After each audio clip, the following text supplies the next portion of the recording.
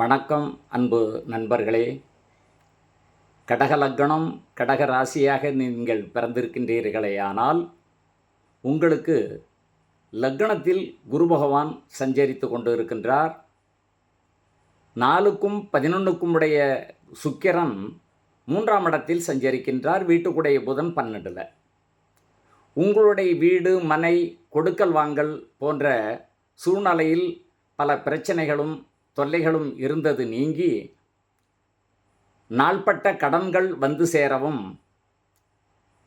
சொந்த பூர்வீக சொத்தில் இருந்த பிரச்சனைகள் கணிசமாக பேச்சுவார்த்தை மூலமாகவும், இல்லை விவகாரத்திற்கு சென்றவர்கள் விவகாரத்தை முடித்து அந்த சொத்துக்கள் உங்களிடம் வந்து சேருவதற்குண்டான காலகட்டமான கிரகம் வந்துவிட்டது. மேலும் ஆகஸ்ட் மாதம் 2ஆம் தேதி செவ்வாய்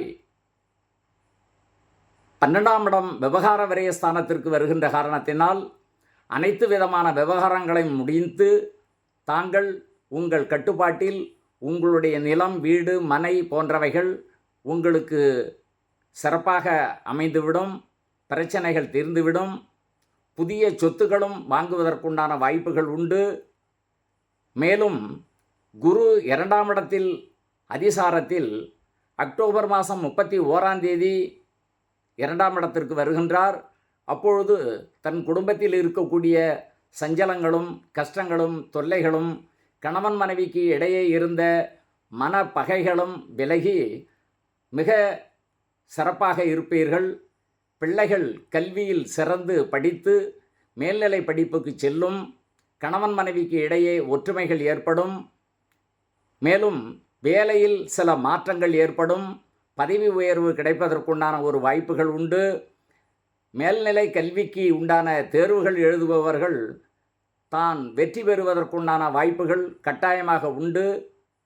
இந்த குரு பயிற்சி என்பது கடக லக்னத்தாருக்கு மிகவும் சிறப்பாக அமையும்.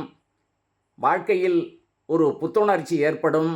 எந்த விதமான சௌபாக்கியங்களும் பெற்று வாழக்கூடிய சரியான மாதம் இந்த மாதம் நேயர்களே.